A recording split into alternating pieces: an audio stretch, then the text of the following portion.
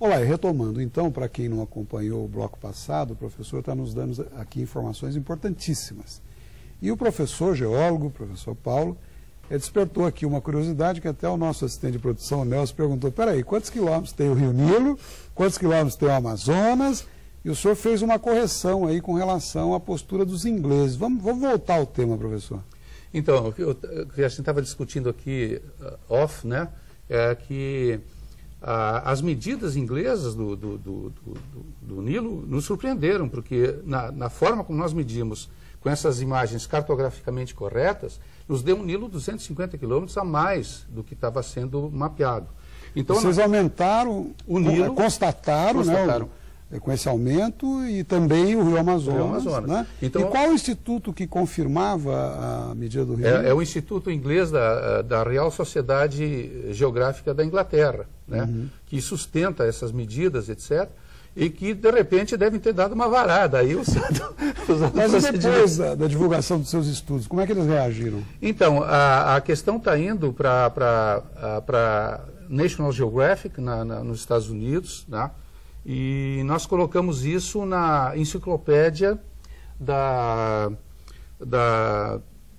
geográfica inglesa. Eles têm uma enciclopédia geográfica. Nessa enciclopédia, eles colocam esse número do Nilo e do Amazonas e fazem, no final, uma retificação de que estudos recentes feitos por brasileiros, etc., Parabéns.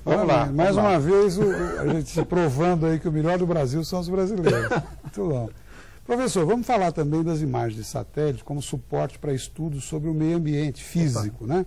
E na detecção de mudanças relacionadas aí com possíveis efeitos no clima, etc.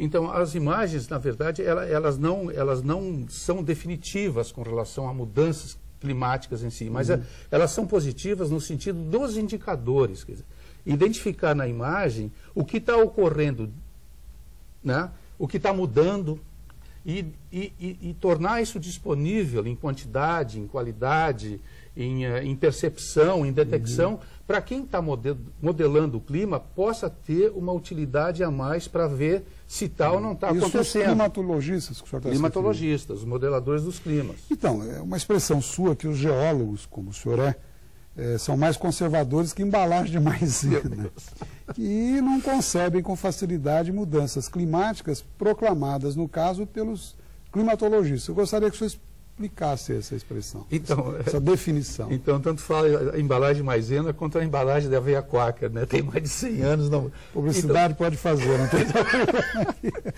Como aqui não tem merchandising, isso aí encaixa, aqui, não tem problema. Então, o que ocorre? O que ocorre é que o geólogo tem uma visão assim histórica mais antiga do planeta. Então, quando a gente fala do planeta, que a gente fala, por exemplo, 1 milhão de anos, é uma migalha. O planeta está com 4,6 bilhões de anos e, como diz o outro, e bombando, né? Ele vai viver mais outros 4 bilhões de anos. Então, a gente tem uma visão histórica que outras pessoas não têm. Então, um climatologista, ele não sabe muito sobre a paleoclimatologia. E nós temos que saber sobre isso. E nós identificamos aí há 6 ou 7 mil anos um período que nós chamamos de ótimo climático. O mar estava 2,5 metros acima do que está hoje, né? Identificado pelos terraços de abrasão marinha que estão lá em cima. As temperaturas das águas eram maiores.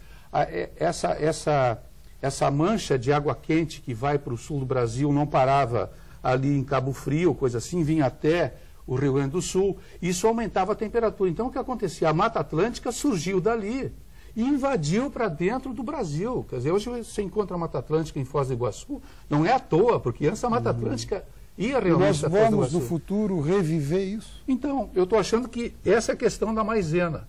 Nós estamos achando que nós estamos entrando num ótimo climático, e não numa mudança climática que vai, sabe, mudar o planeta de cabeça para baixo. Então, esse terrorismo todo que se faz é um tanto quanto exagerado com relação a essas mudanças. Melhor ir devagar e olhar o passado. E como prevenir, professor, e amenizar, inclusive, o efeito da tragédia das chuvas, especialmente aqui na nossa região? Eu acho que tem que haver uma certa mudança de hábito, né? Uma mudança assim... vamos ver lá em 67, não sei se essa pergunta vai chegar. Em 67, nós não tínhamos ocupação das montanhas. Nós não tínhamos... no litoral? No litoral, né? Nós não tínhamos, assim, condomínios subindo montanhas, como nós temos hoje, etc., né? Mesmo assim, foi uma catástrofe, né?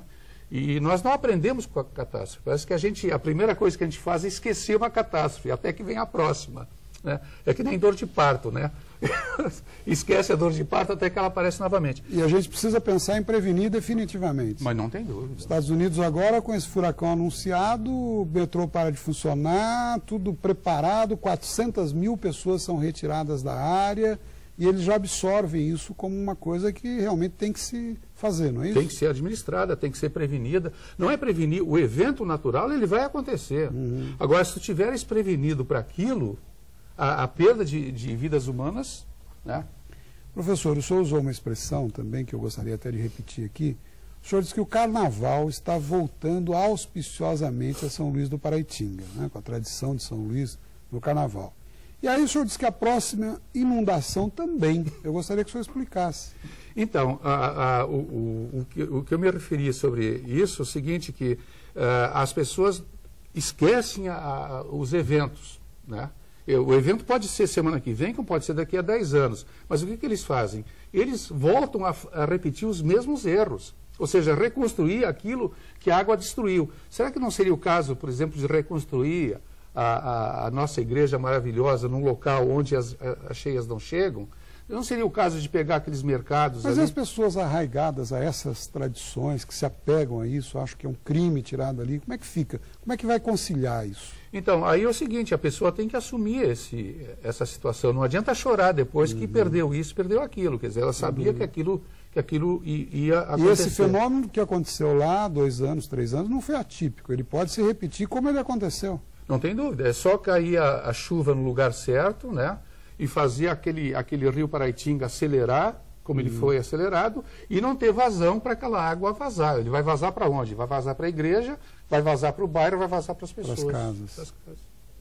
Então não deixa de ser preocupante essa retomada aí, nessa reconstrução nos mesmos termos. Ficar esperto, né? Ficar esperto, não repetir os mesmos erros. Seja em Ubatuba, seja em Caraguá, seja em São Luís, seja em São José. Eu vou pedir mais um minutinho de licença, a gente vai para um breve intervalo e já volta. Continue conosco, até já.